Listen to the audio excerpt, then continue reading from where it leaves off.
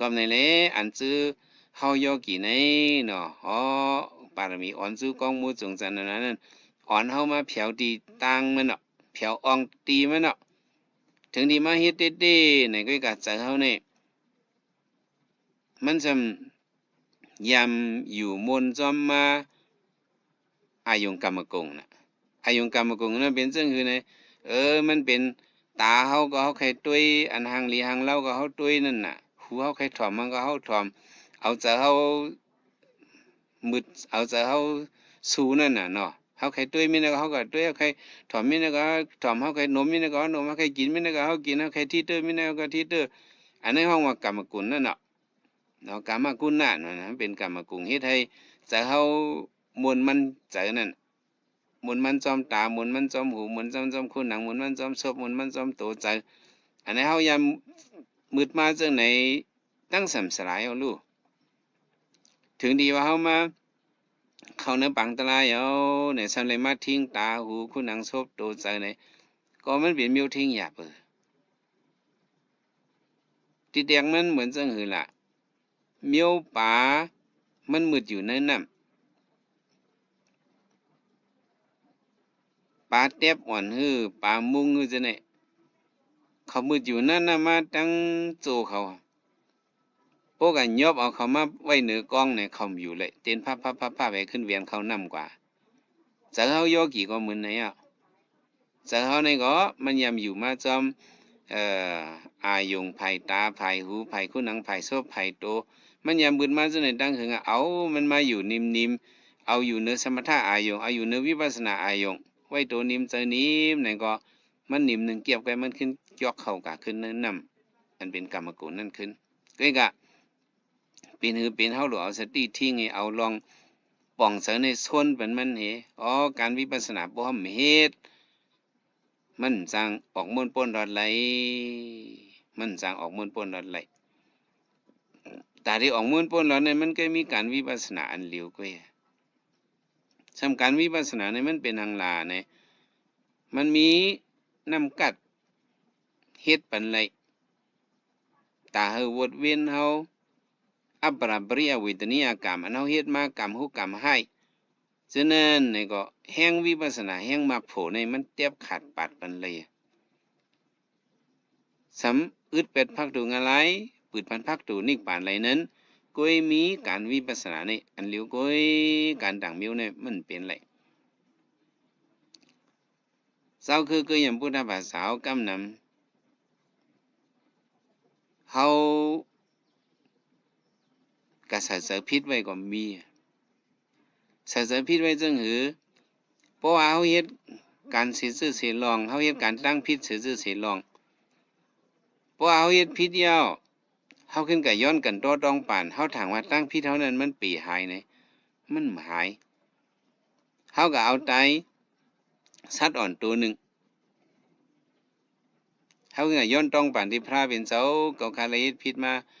เยาวขาเนี่ยตั้งพิษเก่าเนี่ยให้เลยเราสร้างกลางสิกลางยานสิกรรมมันหายกรรมมันบ่เป็นกว่าเอาน่ะอันนั้นก็บ่ตายกว่าเอาสัตว์อันนั้นก็บ่ตายกว่าแต่ว่าเฮากำนำในเด็กอ่อนกันเอาพิษว่าตัวเฮ็ดตั้งพิษซึ่งหือก็เยาพอกับไว้พลาเยาก็ตั้งพิษแล้วในหายกว่าหล่นหายกว่าในมันหาย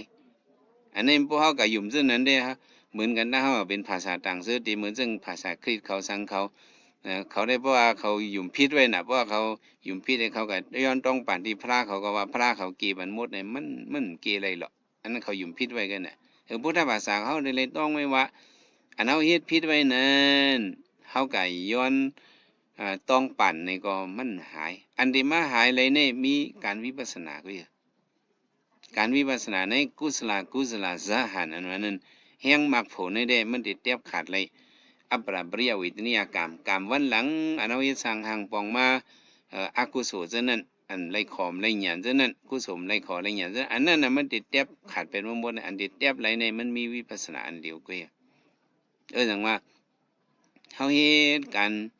วิปัสสนานั่นแหละเปิงเหลืองมันแหละเฮาหลุปองซื้อให้เลยหันลองเลยดูเฮาเนาะ ตัวเฮามันเต็งกว่าให้เหลียวเสียงเนี่ยตัวเป็นตัวรู้เนี่ย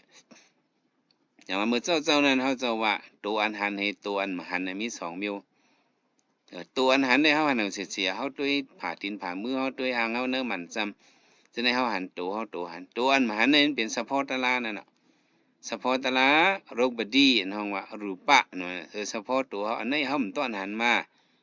พระเป็นเจ้าเป็นพระไม้มาหันเลยเส้นตาสายตั้งออกม่วนป้วนหลอดตาได้หันเลยเนาะยุคตะลาอันฮ้องว่ารูปะในโรคบดีนี่รูปันมันลู่แหลวแหลกหลายแตกย้ายมันเตียงก้อยหายเหลียวเสียงเป็นลู่ๆอันว่านั้นยุคตะลาเฮาลองว่ามันกึมแหน่ในเฮาบ่หันนั่นว่าจังว่าอ่อนกันมาคัดเจอกันตราวิปัสสนาการวิปัสสนาในเด้ตาไหลหันเฉพาะตัวเฮามันเต็งกว่าหาเหลียวเสียงนั่นน่ะวิปัสสนาเนี่ยที่เกินมีหลาดแห่งวิปัสสนาในห้องว่ามีวแล้วห้องเป็นวิปัสสนานะวิปัสสนาในตุยตัวก็ติไหลหันตัวเป็นตัวรู้ตุยเวทนาก็ติไหลหันเวทนาเป็นรู้ตุยใจก็ติไหลหันใจเป็นรู้ด้วยเฉพาะตะลาก็เตไหลหันเฉพาะตะลาเป็นรู้วิปัสสนาในเตวิปัสสนาญาณอันว่าในเตไหลหันเฉพาะเป็นรู้บ่หันหูอันในก็ห้องว่าวิปัสสนาญาณยาวอันวันนังตะลาเหหันพระมินหันยาหันตามินหันผีหันสังหันนักกาหันผีรู้ผีเพศหันปูเผือกปูขาวก็นุ่งโคเผือกโคขาวจะในมันใจตะลามันเป็นนามิก